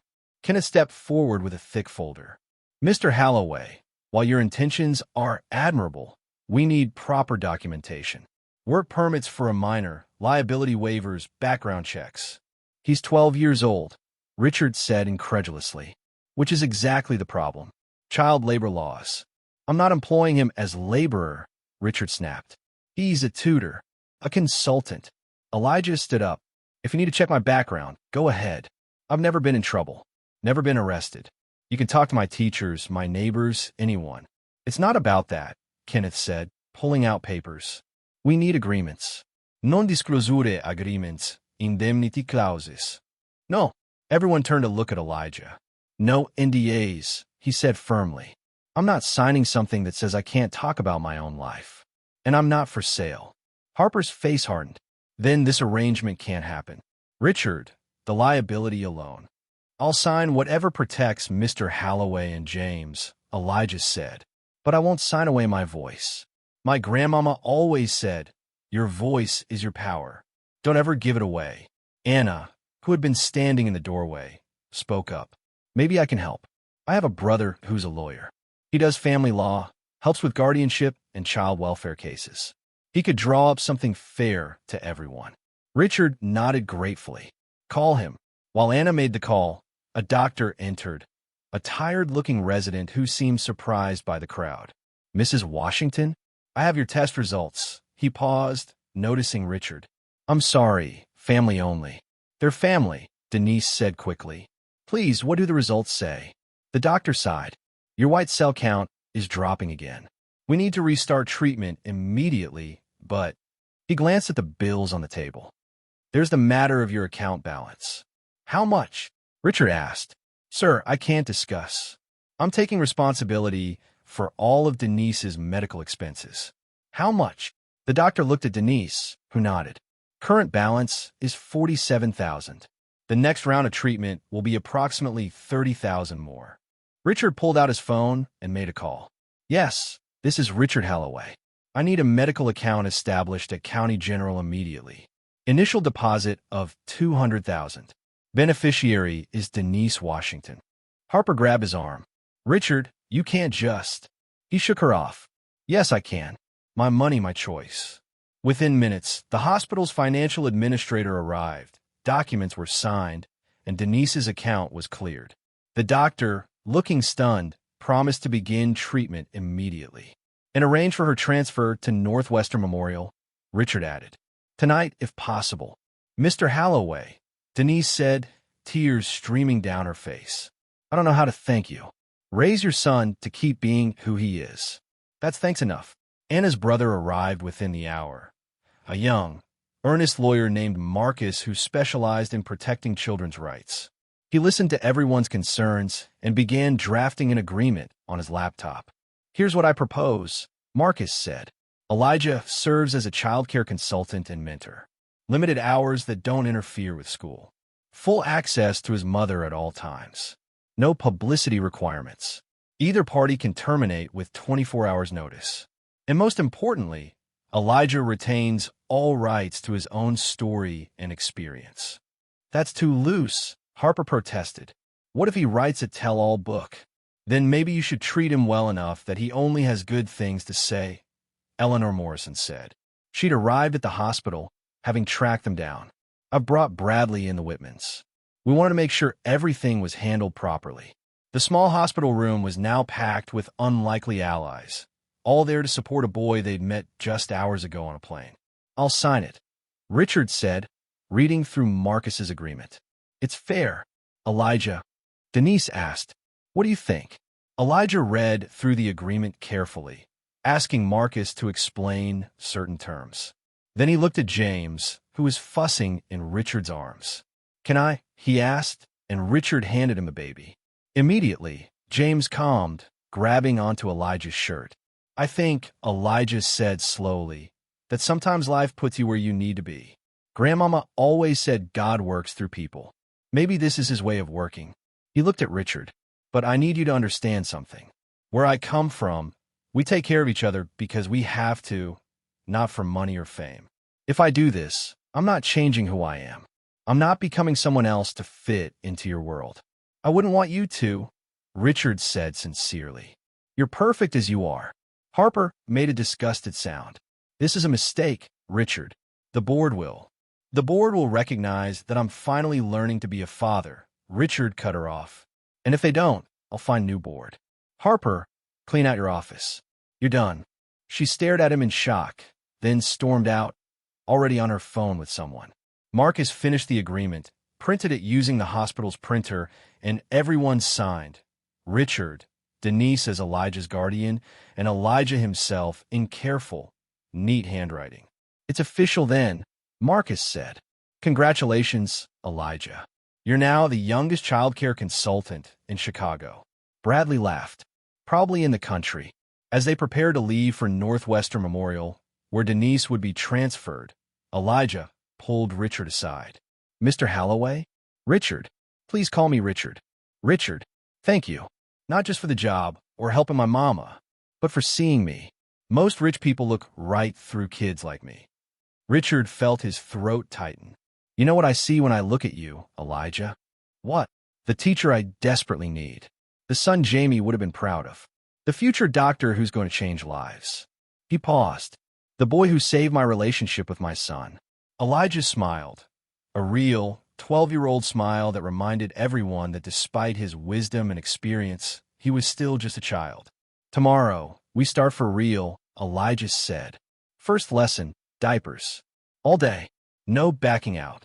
Richard laughed, a genuine sound that surprised him. "I'm ready." As they left County General, Richard carrying James, Elijah supporting his mother, their unlikely group of supporters following, the sun was setting over Chicago. The day that had started with a crying baby on a plane was ending with the formation of an unusual family, bound not by blood but by choice, necessity, and the simple recognition that sometimes help comes from the most unexpected places. At Northwestern Memorial, Denise was admitted immediately to a private room with a view of Lake Michigan. As she settled into the bed, so much more comfortable than County General's, she held Elijah's hand. "Baby, are you sure about this?" "I'm sure, Mama. It feels right. Your grandmother would be proud." "I know," Elijah said softly. I can almost hear her saying, "See, baby? I told you God had a plan." James, now in Elijah's arms, yawned and settled against his shoulder, completely at peace. Richard watched them, his son and this remarkable boy who'd entered their lives just hours ago, and felt something he hadn't experienced since Jamie died. Hope. "Ready to go home?" he asked Elijah. "Well, to my home. Your temporary home. You know what I mean." Elijah nodded, kissing his mother's forehead. "I'll be back tomorrow morning, Mama. They're going to take good care of you here." As they walked toward the elevator, the billionaire, the baby, and the boy from the projects, none of them knew that Harper was already on the phone with a gossip blogger, that the influencer Madison had posted a tell-all video that was going viral, or that by morning, their story would be national news. But in that moment, none of that mattered. What mattered was that a baby had found peace, a father had found his way, and a boy had found an opportunity to change not just his life, but the lives of everyone around him. The next morning arrived with chaos. Richard woke to his phone buzzing incessantly at 5 a.m.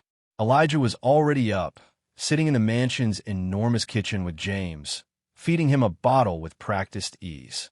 "Morning," Elijah said calmly, though Richard could see the boy had seen the news on the kitchen tablet. The headlines were everywhere. Billionaire hires 12-year-old nanny, project kid or PR stunt. Richard Halloway's desperate dad move. Harper had been thorough. She'd leaked everything to multiple outlets, spinning the story as either reckless endangerment or a calculated publicity grab. Madison's video had been edited and re-edited, each version more sensational than the last. "I'm sorry," Richard said, slumping into a chair. "I didn't want this for you." "It's not your fault," Elijah replied, burping James gently. "People see what they want to see. My grandmama used to say, truth is like the sun. Clouds can cover it for a while, but it always shines through." Richard's phone rang. It was his board chairman, Walter Morrison, Eleanor Morrison's husband, though she hadn't mentioned that connection on the plane. "Richard, emergency board meeting in 2 hours. The investors are panicking. Stock dropped 3% in pre-market trading. Because I hired a childcare consultant? Because it looks like you've lost your mind. Bring the boy." "Walter, that's not a request. Eleanor told me everything. I want to meet this young man myself." 2 hours. Richard looked at Elijah, who was now walking James around the kitchen, humming that same soothing tune from the plane. "Elijah, I need to ask you something difficult. Would you come to my office? The board wants to meet you." Elijah paused his walking. "They want to judge me, you mean?" "Yes," Richard admitted, "but also, maybe, to learn from you." Elijah considered this. "Will James be there?" "Of course. Then I'll come. But I'm wearing my own clothes." 2 hours later, they walked into the Halloway Industries building downtown. The lobby was marble and glass, soaring 40 feet high. Employees stared as Richard entered with a baby in a carrier and a boy in worn jeans and a faded Bulls t-shirt. The boardroom was on the 50th floor with views of the entire city. 12 board members sat around a massive table, their faces ranging from curious to hostile. Harper was there too, somehow having talked her way in, sitting with a smug expression. "Gentlemen, ladies," Richard began, but Walter Morrison held up his hand. "We'll hear from the boy first." Elijah stood at the end of the table, looking impossibly small, but completely unintimidated. James started a fuss in his carrier, and without hesitation, Elijah picked him up. "My name is Elijah Washington," he began, swaying gently with James. "I'm 12 years old. I live in Heritage Gardens housing project. And yesterday, I helped Mr. Halloway's baby on a plane because that's what needed doing." "Young man," a severe-looking woman named Patricia Blackstone interrupted. "Are you aware that your presence here has cost our shareholders millions?" "Are you aware," Elijah responded calmly, "that there are babies in my building who cry all night because their mamas can't afford formula? That seems like a bigger problem than stock prices." Several board members shifted uncomfortably. "That's not the point," Patricia began. "Then what is the point?" Elijah asked. "Mr. Halloway needed help with his son. I knew how to help. He offered me a job. I took it. Where's the scandal in that?" Walter leaned forward. "The scandal, young man, is that it appears Richard is exploiting you for publicity." "Do I look exploited?" Elijah asked. He pulled out his phone, an old model with a cracked screen. "This morning, my mama woke up in a real hospital bed for the first time in 3 years. She ate breakfast that wasn't gray and cold. A doctor, a real specialist, spent an hour with her, not 5 minutes. If that's exploitation, then I'll take it." Eleanor Morrison, who had somehow appeared in the room without anyone noticing, spoke from the doorway. "For heaven's sake, you're all missing the point." Everyone turned to stare at her. "Walter, dear, did you tell her what happened on the plane?" Walter looked sheepish. "Eleanor, this boy," Eleanor continued, entering the room, "taught an entire plane full of adults about compassion, patience, and the value of experiential knowledge. He turned a cabin full of angry strangers into a supportive community. In 3 hours, Bradley Cooper entered behind her, followed by the Whitmans and, surprisingly, Anna the flight attendant. "What is this?" Patricia demanded. "We call ourselves the Flight 447 family," Bradley said with a grin. "We've been talking since yesterday. We're here to support Elijah." Anna stepped forward. "I brought something you all should see." She pulled out a tablet and connected it to the room screen. "This is the unedited footage from the plane's security cameras. I got permission to share it for this meeting." The video played, showing everything. Richard's initial struggle, Elijah's respectful approach, the gradual calming of James, the turbulence incident, Richard's breakdown and breakthrough. The room was silent when it finished. Additionally, Anna continued, I want to share this. She pulled up her email. Since yesterday, I've received over 300 messages from flight attendants around the world asking for Elijah's techniques. One attendant from Japan said she used the ear pressure method on a flight this morning. It worked perfectly. Elijah looked surprised. Really? Really? You've already helped babies you'll never meet on flights you'll never take. Harper stood up. This is all very touching, but it doesn't address the liability. Actually, it does, said a new voice. Marcus, Anna's lawyer brother, entered with a briefcase. I've been researching all night. There's significant precedent for youth consultants in specialized fields. Elijah's arrangement is completely legal and, more importantly, ethical. But the optics, Harper tried again. The optics, Walter said slowly, are that Richard Halloway is finally acting like a father instead of a CEO. Eleanor's been telling me for months that Richard needed help with James. This boy provided it. Patricia Blackstone wasn't convinced. What about the foundation? Our charitable giving has protocols. Actually, Elijah interrupted, I have an idea about that. Everyone looked at him. James was now sleeping peacefully in his arms. Yesterday on a plane, I taught maybe 20 people how to calm babies. What if we could teach 20,000? Or 200,000? Go on, Walter said, intrigued. Elijah carefully laid out his idea. Harmony corners, community spaces near hospitals, clinics, and bus stations where experienced caregivers could teach new parents, tired parents, struggling parents. Not with expensive equipment or complicated theories, but with simple, practical knowledge. My grandmama knew 100 ways to soothe a crying baby, Elijah explained. So does Mrs. Johnson, Mrs. Patterson, Mrs. Williams. Women who raised 6, 7, 8 children on nothing but love and wisdom. What if we gave them a place to share what they know? Richard stood up. It would cost very little to set up. Rent, basic supplies, small stipends for the teachers. Maybe $1 million could fund 20 locations for a year. $1 million is very little, Elijah asked, incredulous. For the potential impact, yes, Richard said. Board, I'm proposing we pivot our foundation's early childhood initiative to support this. Real knowledge from real people. This is insane, Harper said. You want to base a multi-million-dollar initiative on the ideas of a 12-year-old? Yes, said Bradley Cooper from the back. And I'll personally fund the first 5 locations. Jennifer Whitman raised her hand. Thomas and I will fund 2 more. I'll handle the Chicago locations, Eleanor said, looking at her husband. Won't we, dear? Walter sighed, but he was smiling. It seems the Flight 447 family has spoken. The board began discussing logistics, but James woke and started crying, the sharp, painful cry that meant he was hungry. Without thinking, Richard stood and took his son from Elijah. Excuse me, he said to the board. My son needs to eat. He prepared the bottle himself, testing the temperature, positioning James correctly, all while continuing to participate in the discussion. The board members watched in amazement as Richard Halloway, the man who once conducted meetings while his assistant handled any personal calls, now naturally integrated fatherhood into his leadership.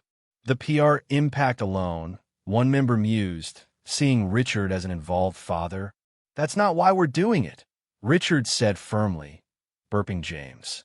We're doing it because it's right, because knowledge that helps babies should be freely shared. Because Elijah's right, there are bigger problems than stock prices. Patricia Blackstone studied Elijah for a long moment.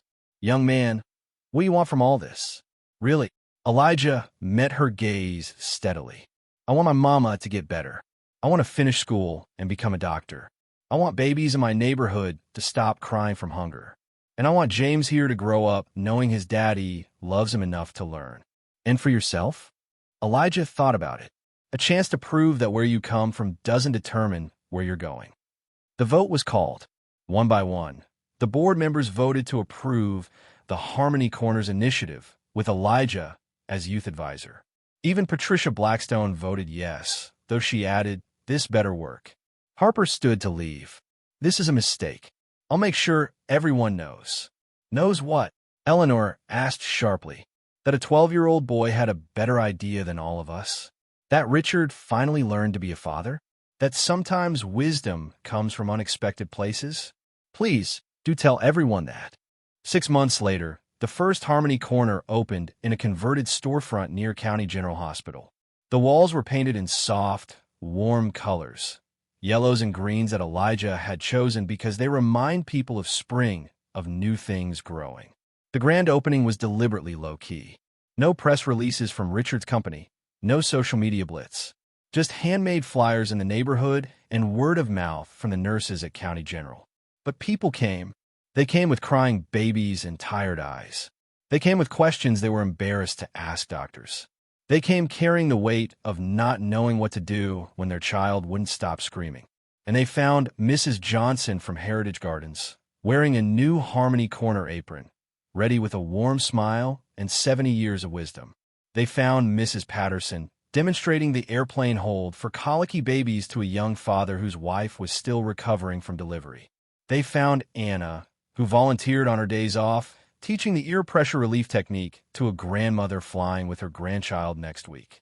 And they found Elijah, there every day after school, moving between families with quiet confidence, translating Mrs. Johnson's old-fashioned remedies into language young parents could understand. Richard arrived at 4 p.m. with James, as he did every day now. No driver, no assistant, just a father picking up his son from the innovative daycare attached to the corner, where babies were cared for using the techniques being taught just one room over. "Daddy," James called out. At 1 year old, he was walking steadily and had a vocabulary that impressed even his pediatrician. Elijah credited it to all the talking Richard now did with his son. No more silent car rides or meals. "Hey, buddy." Richard scooped James up, then noticed a teenage mother in the corner, crying as her baby screamed. Without hesitation, he walked over. "First baby?" he asked gently. She nodded, tears streaming. "He won't stop. It's been 3 days." Richard set James down. The toddler immediately tottered over to Elijah and held out his arms. "May I?" The girl hesitantly handed over her son. Richard felt the baby's stomach, noted the rigid posture, the way he pulled his legs up. "Gas," he diagnosed. "Here, let me show you something a wise teacher taught me." He demonstrated the bicycle legs motion, then the gentle stomach massage Elijah had shown him months ago. Within minutes, the baby burped, passed gas, and stopped crying. "How did you know?" the girl asked in wonder. "Someone taught me," Richard said simply. "Now I'm teaching you. That's how this works." Across the room, Elijah was with Madison Taylor. Yes, that Madison Taylor. The influencer had shown up a month ago, asking to volunteer as part of what she called her redemption journey. Elijah had agreed, on the condition that she use her platform to share real information, not drama. Her videos from Harmony Corner had a different tone now, respectful, educational, highlighting the grandmother's wisdom. Her follower count had actually grown, with parents appreciating the authentic content. "Elijah," Madison said, filming him with permission this time. "Tell them about the Lullaby Project." Elijah smiled at the camera, but it was genuine, not performed. "We're collecting lullabies from every culture, every family. My grandmama's song, Mrs. Chin's Mandarin song from down the street, Mrs. Rodriguez's Spanish lullabies. Sorry, I mean Mrs. Garcia's." He caught himself, remembering Richard's preferences about names. "We're making a book, but more importantly, we're showing that every culture has wisdom about babies. Every mama and grandmama has something to teach." Harper Voss stood outside, watching through the window. She'd come to write an expose about the inevitable failure of Harmony Corners for a business blog. Instead, she found herself watching Richard teach a teenager, Elijah comfort a grandmother, James toddling between volunteers with complete trust. She saw Mrs. Johnson teaching a group of young fathers a clapping game that helped babies learn rhythm and timing. She saw the wall of photos, babies who'd been helped, families who'd found support. Her phone rang. It was her editor wanting the hit piece. "There's no story here," she said finally. "Just people helping people." She hung up and walked away, but not before leaving an anonymous donation in the box by the door. Inside, Denise Washington arrived for her volunteer shift. 6 months of proper treatment had transformed her. The cancer was in remission, her energy returning. She worked part-time at the corner now, teaching parents how to manage medications and treatments when babies were sick. Mama. Elijah ran to her, and despite being 12 and a half now, he still hugged her like he was 5. How was school, she asked. Good. Got an A on my biology test. Mr. Richards says if I keep it up, I could get into the accelerated program next year. And Richard's house? They found a balance. Elijah spent weekdays at Richard's during school, helping with James in the evenings. Weekends were with his mother in their new apartment. Nothing fancy, but clean and safe, in a building Richard owned and had renovated specifically for families transitioning out of difficult situations. It's good, Mama. James is learning so fast. Yesterday, he said, Eli, help baby. He saw me helping someone here and wanted a copy. Eleanor Morrison arrived with a small film crew. Just for our records, she assured everyone. Walter insists on documentation for the foundation. But as they filmed, what they captured wasn't just a program. It was a community. They caught the moment when a father successfully soothed his baby for the first time, his face lighting up with pride. They recorded Mrs. Patterson teaching 5 young mothers the same song, their voices joining together. They filmed Elijah and Richard working side by side, the billionaire and the boy from the projects now moving in easy synchronization. Bradley Cooper arrived with news. Tokyo wants a harmony corner. So does London. And I just got a call from a hospital in Kenya. They want to adapt the model for their community. Richard looked at Elijah. What do you think? Should we go global? Not we. Elijah corrected. Them. He pointed to Mrs. Johnson, Mrs. Patterson, Denise, and the other community teachers. They're the experts.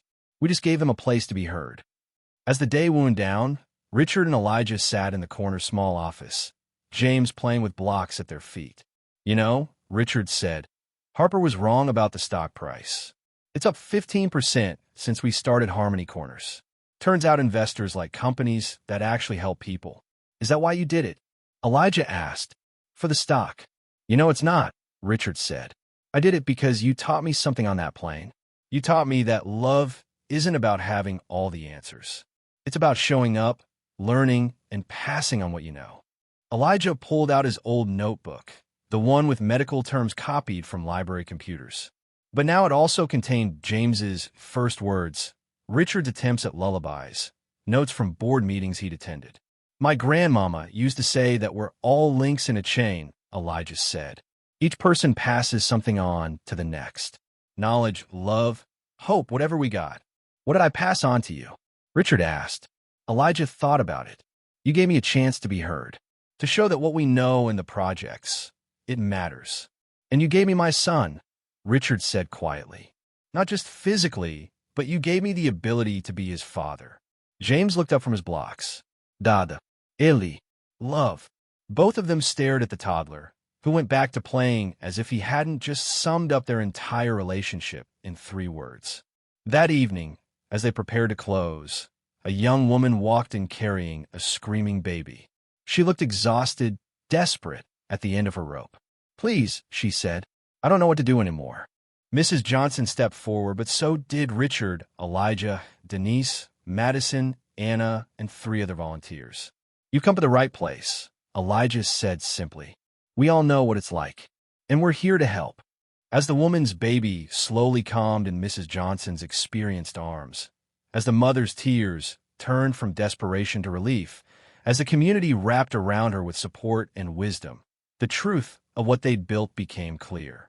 It wasn't about a billionaire and a poor boy. It wasn't about stock prices or publicity or social media followers. It was about the simple recognition that everyone has something to teach and everyone has something to learn. The last scene of the day, Richard walking to his car with James on his shoulders, the toddler playing with his father's hair. Elijah walked beside them, heading to meet his mother for dinner. Same time tomorrow? Richard asked. Same time, Elijah confirmed. Then, with a grin, but tomorrow you're teaching the baby-wearing class. Richard groaned. I'm still terrible at those raps. You'll learn, Elijah said. "You always do." As they parted ways, Richard to his mansion, Elijah to his modest apartment, James waved and called out, "Bye, Eli. See you tomorrow." "See you tomorrow, little man," Elijah called back. And tomorrow would come, bringing new babies to soothe, new parents to teach, new connections to make. The Harmony Corner would continue to grow, spreading from Chicago to cities around the world, carrying the simple message that it started on a plane. When a baby cries, you don't need expertise, you need empathy. You don't need money, you need patience. You don't need perfection, you need presence. And sometimes, just sometimes, a 12-year-old boy from the projects can teach a billionaire the most valuable lesson of all. Love is what teaches you what to do when the crying starts. As Elijah had said 6 months ago, money buys quiet cabins and smooth landings. But love, that's what teaches you what to do when the crying starts. The ripples from that one flight continue to spread. Flight attendants worldwide used Elijah's techniques. Parents found support at Harmony Corners. Richard became known not as a ruthless CEO, but as a devoted father. And Elijah continued his studies, his path to becoming a doctor, now cleared by scholarships from 3 different foundations, including Eleanor's. But most importantly, in a mansion in Lincoln Park, a little boy named James grew up knowing that families come in all forms, that wisdom doesn't always come from books, and that sometimes the most unlikely people can change your life forever. All because one day, on a plane from Atlanta to Chicago, a poor boy did the unthinkable. He offered to help, expecting nothing in return but the quiet satisfaction of a crying baby finally at peace. If a 12-year-old boy could teach a billionaire the meaning of fatherhood, what wisdom are we dismissing simply because it comes from unexpected places? Like and subscribe for more stories that remind us that humanity's greatest teachers rarely wear expensive suits.